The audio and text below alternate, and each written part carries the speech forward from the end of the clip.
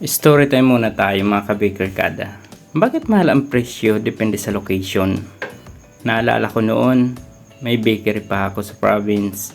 Isa sa mga bestseller namin doon ay yung baked donut ko.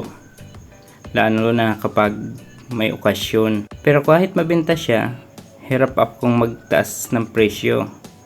Bakit? Kasi iba ang market sa province. Kapag masyadong mataas ang presyo, hindi na sila bumibili. May posibilidad din na lumipat ang customer sa mas murang option. Ngayon, nasa ibang location na ako. Napansin ko na ang parehong produkto ay kaya ng ibenta sa mas mataas na presyo at tinatangkilik pa rin ng mga customer. Doon ko naintindihan ang kasabihang price depends on the location.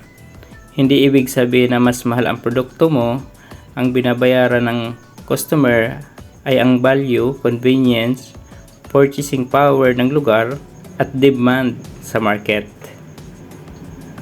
Kaya kung minsan, hindi ang produkto ang may problema, baka nasa maling market lang ito. Kung bakery owner ka rin, tandaan mo, ang tamang produkto sa tamang lugar ay may tamang presyo. Kaya bago mo sabing hindi mabenta ang produkto mo, tanungin mo muna ang sarili mo, nasa tamang market ba ako?